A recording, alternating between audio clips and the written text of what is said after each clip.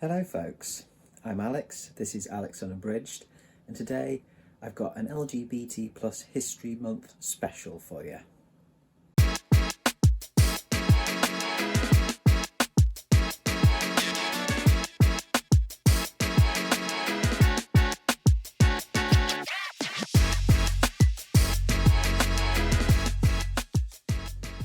Welcome back to the channel, if that is the case. It's LGBT plus History Month in the UK at the moment. We're just coming up towards the end of February, and seeing as it's kind of an area that I'm invested in, LGBTQIA plus history, I thought I would do a little bit of a special and just talk about some of my faves in terms of books that are not only on the history, as in history books specifically, but also pieces, works that kind of talk about the history or feature or set in, have a setting that includes some LGBTQIA plus history. So yeah, this is just my list, some of my personal favourites, not in any order. Most of them are, a bit older now. And in some cases, can be thought of as historical artifacts themselves. But yeah, hopefully this will potentially start a bit of a discussion in the comments. So if you've got, any of your own personal favourites that speak to LGBT plus history, then do drop them below. I'd be very interested to see what else is out there. Certainly more up-to-date stuff. And for anybody else who might want to read around this history.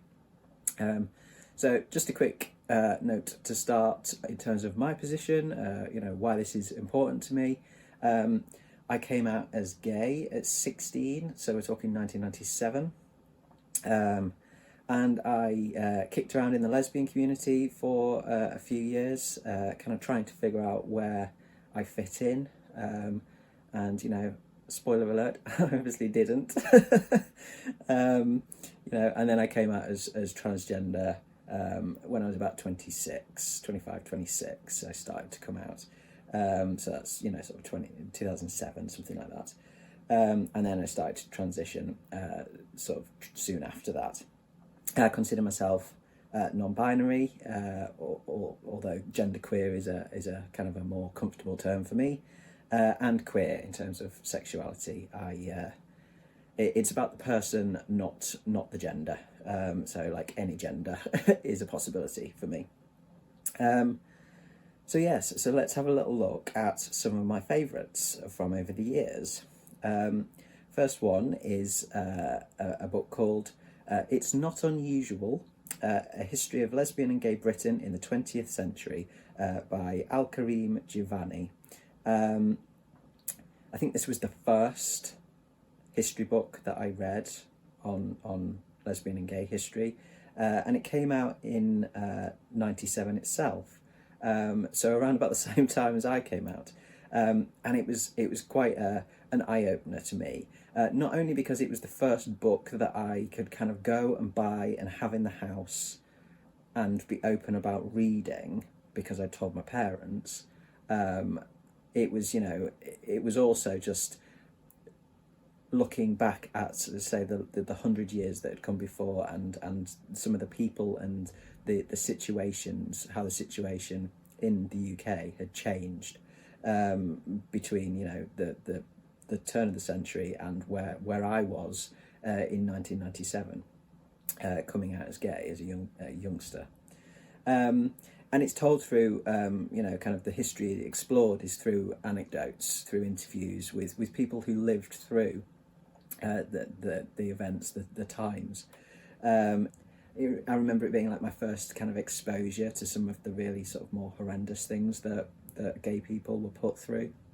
And very much, kind of made me feel very lucky to be coming out when I did in the 90s, when there were still some issues. Most definitely there was still laws which were extremely homophobic, like Section 28, and there was no equal marriage or anything like that, the right to adopt, anything like that. But in comparison to what people had been through before, I had it pretty easy. It really is kind of I'd say it's an old book now. It only kind of goes up to 97, but it's a vivid and vibrant recollections of those lives, and I found it quite powerful at the time. So I think it's probably still still worth a look if you can get hold of it. Because as I say, it is interviews with people, so those obviously still stand very much.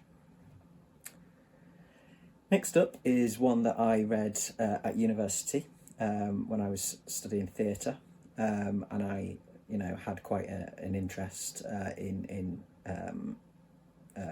LGBT plus themes in theatre, and this one is Out on Stage.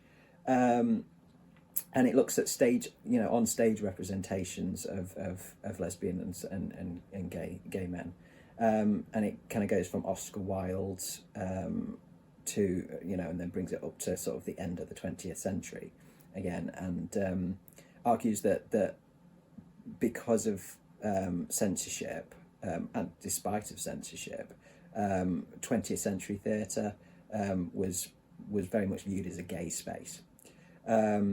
And theatre is and has been in the past a really important place for representation and for the exploration of concepts like gender and sexuality, and it explores the work of various different British and American playwrights, including Wilde, Coward, Tennessee Williams, Joe Orton, and many more, and it covers big productions like Broadway and West End, and also then sort of the smaller sort of little kind of off Broadway and fringe productions, and I remember particularly being interested in the stuff about the 1960s and the gay political activism that was on stage. And so that one was very much one that I had to read for study, but it was certainly connected to my studies. But it was one that I then went back and read again afterwards, because I just found it very interesting. Next up, we have Butch, Femme from 1995, which features the work of 5 lesbian photographers of the time. It's a collection of, as I say, photographs and also thoughts celebrating all things Butch, Femme. Went back in the day when I was sort of kicking around in lesbian circles, Butch, Femme sort of roles were very interesting to me.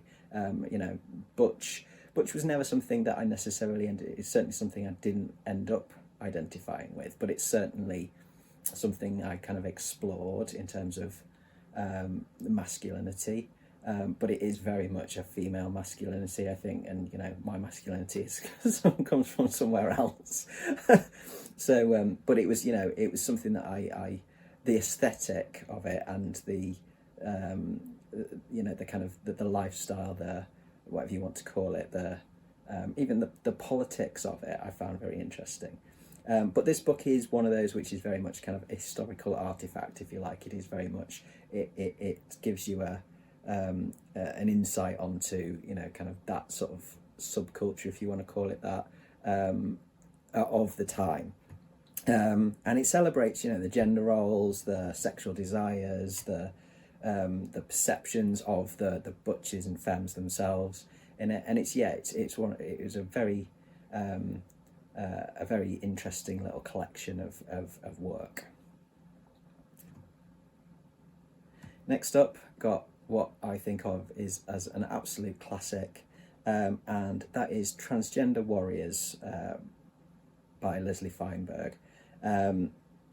Leslie Feinberg's, all of their books I find, extremely important.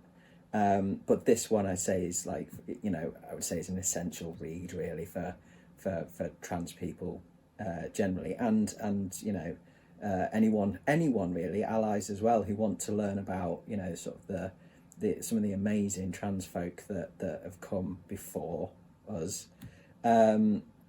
Anybody who's interested in the fight for trans rights and liberation. I mean, the book, I think, was groundbreaking at the time. It was it was ahead of its time, definitely, when it was published in '96, and it's still relevant today. It interweaves like memoir and history and some gender studies, to really to sort of show that trans folk are not a modern phenomenon. That we've been around for a while, and that our influence can the influence of trans folk can be felt throughout history really. Feinberg was a lifelong transgender warrior themselves, and I think has probably inspired quite a few people over the years, myself included. And this covers things like Joan of Arc to Marsha P. Johnson, as the tagline says, but also looks at various different eras, and examples of trans communities, trans folk, trans identities, like Two Spirits of the Americas, for instance, and the multiple genders of India, etc. So yeah, it's an empowering book, I would say, certainly if you're trans, and really well written, really accessible, like most of Feinberg's work actually. Next up is A Queer Time and Place by J. Jack Halberstam, from 2006, I believe, 2005. This was, I think, the first proper study of trans representation in art, fiction, film, music, writing, etc. It starts with an analysis of the case of Brandon Teena, who is a young trans guy who was brutally murdered in small town Nebraska. The book looks at sort of the mainstream representations, through both like the media frenzy surrounding the case of Brandon Teena, and also the film Boys Don't Cry with Hilary Swank, which is one of those films for me. Excellent film, but I can't watch that again. It's too much for me, that one. And then the book goes on to look at the work of trans and queer artists themselves, rather than representations from outside of the community, and looks at small art house films and the transgender gaze, and also work of people like Della Grace Volcano, who I will return to shortly. And more of a kind of an ambiguous representation or ambiguous embodiment of transgender kind of identity, and looks at the influences of things like drag king cultures on films like Austin Powers, and the book came at a time when sort of trans identity and trans bodies were starting to gain some visibility. And for me at the time, that was when I was really starting to kind of come to terms with my own stuff as well, my own identity. So that, yeah, this one was really impactful for me. But it's quite an accessible read for an academic text. It's definitely a kind of a more approachable text if you're interested in trans representation in art. And I said we'd come back to Della Grace Volcano, and that is with the Drag King book. This is Della Grace Volcano and J. Jack Halberstam again, and this was from 1999. And this is another one which I think is very much kind of a bit of a historical artifact in some respects. It's very much a glimpse into the drag king culture of the time, so the 1990s. It's collection of photographs, essays, and interviews with the kings themselves.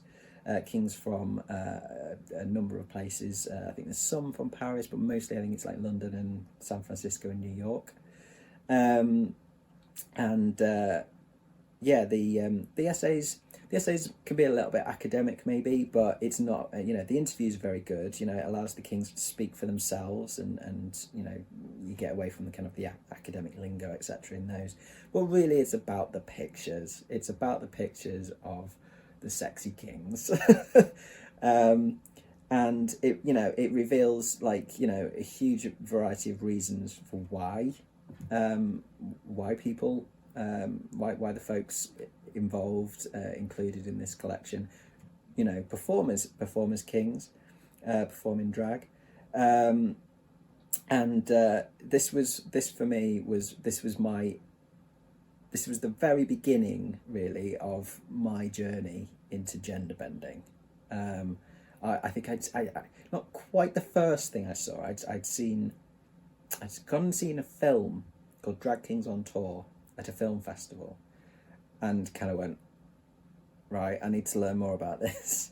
So, quick search on Tinterweb, and found this book, bought it, and that was it for me really. That was kind of the kick up the backside I needed to start to try and play with gender a bit myself. And I went on and kind of looked at other drag king work and performance. I performed myself for a while, and I wrote part of my master's thesis on drag king subculture, and also on Della Grace Volcano's work in a wider context. My thesis was on trans masculine identities in contemporary art and performance. It was the beginning of a very interesting journey for me. It really is what made me realise that I was trans. It's still a cracking book. I don't know where on earth my copy's got to. I think I lent it to somebody and never got it back, but I'm going to have to source a new one because now I've talked about it, I want to read it again. The Drag King book. I also have one graphic novel for you, and that is Exit Stage Left, the Snagglepuss Chronicles, by Mark Russell. This is satire, and it reimagines Snagglepuss as a gay playwright, loosely based on Tennessee Williams, in the 1950s in America during McCarthyism. And it references real-life events, historical figures of the time. It includes some of the other Hanna-Barbera characters like Huckleberry Hound and Quick Draw McGraw. Basically it uses Snagglepuss as this gay playwright to look at the treatment of those who were deemed to be subversive by the House Un-American Activities Committee. They can't prove, they can't get any evidence for communism for Snagglepuss. So instead they go after him for being a deviant. It doesn't pull any punches. It's quite dark, it's quite depressing, but it's also really touching, and I think it's a really interesting way of exploring some LGBTQ history. The artwork in it, I do like the artwork in it. It's colourful, it's really well achieved, and it is an excellent graphic novel in my opinion, my humble opinion. It's worth a read, that one. So yes, those are some of my favourites from the past. I haven't read a huge amount of LGBTQIA+ history in recent years, but I do have some on my wish list since I've got back into reading stuff. I'll just quickly whiz through those. The first one is Fabulosa, the story of Polari, Britain's secret gay language. Polari was a language that was chiefly used by gay men in the first half of the 20th century, because it offered a degree of kind of secrecy and public camouflage, so that gay men could, kind of talk about what they wanted to talk about without being understood by, kind of earwiggers. And it was a means of identification as well. I know a little bit about Polari already, just thanks to some really good documentaries that I've watched over the years, but I do want to know more about like the historical origins and the sort of the linguistics of it, things like that. I'm fascinated by linguistics of things like that. And more about kind of the environments about in which it was spoken, all that kind of stuff. So that is one. Next one is Exist Otherwise, The Life and Works of Claude Cahun, by Jennifer L. Shaw, which is not yet out, I don't think. It's out very soon. But Claude Cahun I have come across before. She was a photographer, artist, writer, etc. in the early 20th century. Her work challenged gender stereotypes, and it was way ahead of its time, really, for for what she was doing. She worked in avant-garde theatre. She was kind of sort of half in, half out, sort of the surrealist movement. And she was very active in resistance against the Nazi occupying forces in Jersey, and it was put her life in danger. Very interesting figure, very interesting artist. So I've read a couple of bits on Claude Cahun in the past, but they are very old now. So I'm very interested to see what this new work this new book can bring to the conversation. Next one is a little one that is called Free to Be Me, Refugee Stories from the Lesbian Immigration Support Group, which is a collection of interviews with lesbian and bisexual women who are seeking asylum in the UK or have previously been seeking asylum, and the campaigners that work with them. And these are their stories told in their own words, basically. And I had the opportunity to work with the Lesbian Immigration Support Group a couple of years ago when I do some work, quite a bit of work for the People's History Museum in Manchester, which is the National Museum of Democracy. And they basically put on exhibitions on anything anything where there's a need to protest or political activism is required. And they're extremely supportive of kind of all forms of activism, they brought me in as designer just to facilitate basically in helping to tell the stories of the women from the group, and so I got to work with them, and there are some amazing women in that group, and so I'm very interested to read more of their stories, and it's local to me as well, which is always nice. And the next one is Trans Britain, Our Journey from the Shadows, which is edited by Christine Burns, who is an incredible activist, trans activist who worked for Press for Change, which is still a great organisation pushing for trans rights in the UK, and they've been instrumental in getting some of the big bills through, like Gender Recognition Act, through Parliament and into law, and they still work to this day on fighting for further rights. Trans Britain is a collection of essays about British trans history and more current affairs, kind of post the transgender tipping point, as declared by Time magazine a few years ago, and about the hostility and the backlash that has come with an increased visibility, and it includes essays from non-binary folk as well, which is really important to me, obviously, and most of the pieces are by activists that are mainly trans or non-binary themselves, but it does have some work from allies in there as well, which I also think is really important. And And the final one is one that I've just bought in an Audible sale, and that is by the Hidden Culture, History and Science of Bisexuality. And by all accounts, this also covers kind of bi-plus identities, so pansexuality, things like that, which is an applicable term to me. So I'm very interested to have a listen to that. It's an audiobook, so I may well report back on that one when I've read it. So yes, that is my list of things that some of my faves and some of my my to-be-reads on the subject.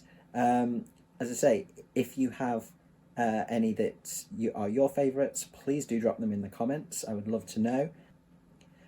Also, if anybody has any good recommendations for books that are on non-white LGBTQIA+ history, then please do let me know. That is something that I really do want to learn more about. I'm very aware that a lot of the stuff that I have read and that is out there is very much from one particular perspective. So yes. Do let me know if you know of anything on that score. I'd be very, very interested to get recommendations. So yes, that is my little LGBT+ History Month special. Thank you very much for watching. If you enjoyed this video, please do consider giving me a like and potentially subscribing for more content coming soon. I will be back with yet more ramblings on all things bookish very shortly. But from me, for now, that's ta-ra.